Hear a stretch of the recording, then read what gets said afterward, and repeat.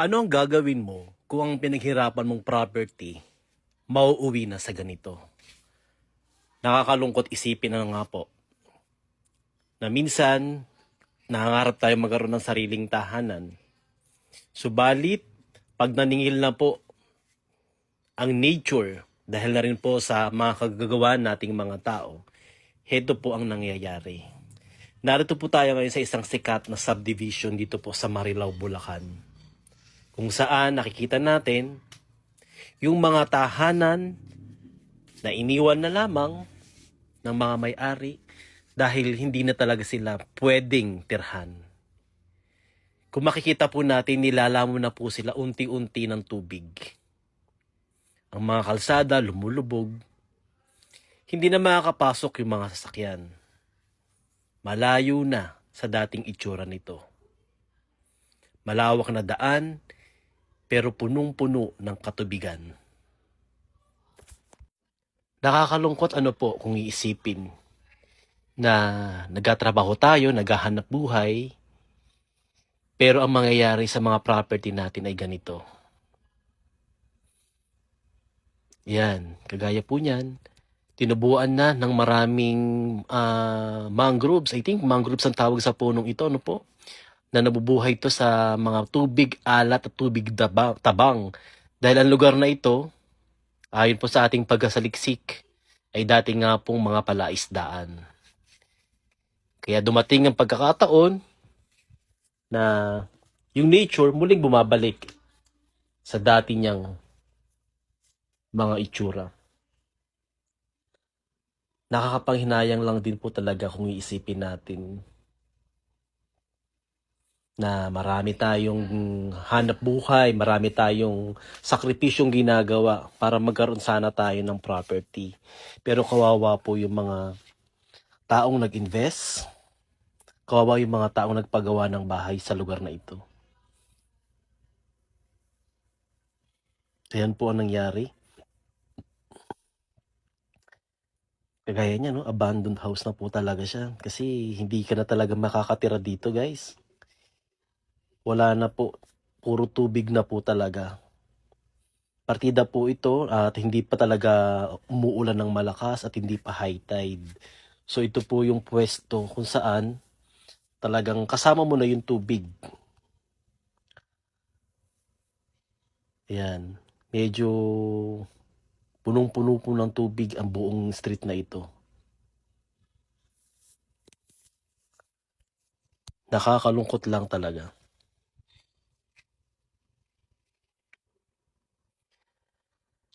Oh my God. Para siyang palaisdaan talaga na umapaw.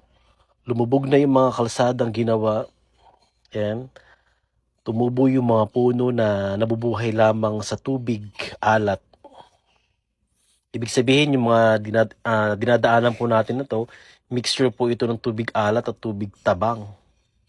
Kasi nga, palaisdaan po yung mga nasa tabi ng lugar na ito.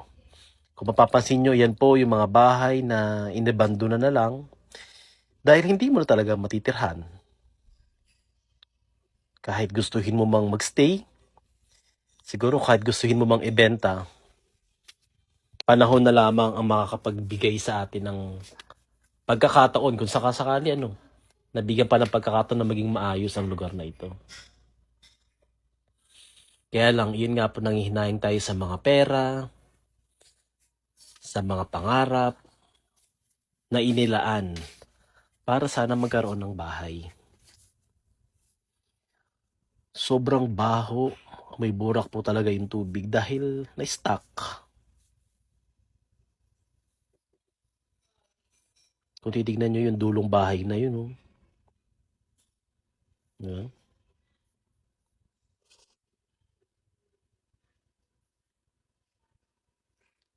Wala na talagang papakinabangan. Unless siguro tambakan ito, no? Kung tatambakan naman ito, sana maging maayos din soon. Kung tatambakan talaga nila. Kaya ang pagbili talaga ng property, guys, dapat alam natin yung history ng lupa, alam natin yung history ng lugar, magkaroon tayo ng due diligence talaga bago tayo mag-decide. Kasi po, ang hard-earned money, ang perang ating pong ipapambayad sa mga property na yan, ay hindi rin naman po basta-basta natin nakukuha. Dugo at pawis ang ating inilalaan para lang sana magkaroon ng katuparan yung pinapangarap nating bahay. Pero sa kasamaang palad, meron nga po tayo mga kababayan na nagkakaroon po ng ganitong lugi dahil na rin po sa paniningil ng nature.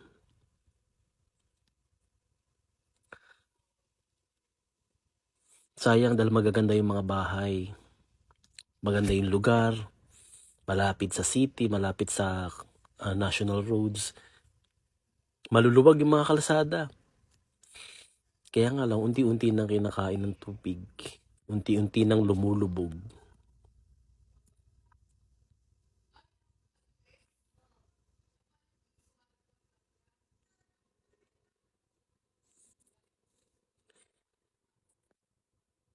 Maganda yung mga bahay dito.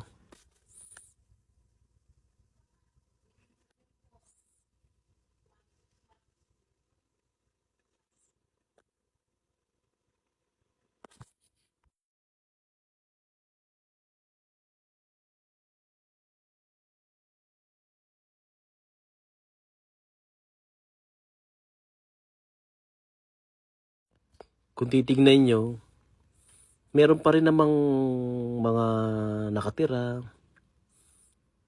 Yan, nagtitiis. Kasi sayang naman talaga no? Sayang yung mga naipundar. So, sobrang hirap ng buhay po ngayon na makapagpundar din ng bahay. Sobrang hirap. Hindi po basta-basta yung pagod, yung stress, yung mga puyat para magkaroon ng katuparan ng mga gusto nating bahay. Kaya lang, sa kasamaang palad, ito po ay nangyayari din sa ating kapaligiran.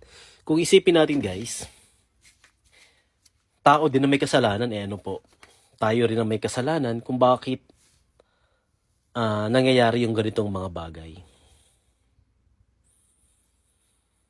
Yan, makikita nyo sa aking monitor. Yan po, binabagtas talaga natin ay katubigan. Yan.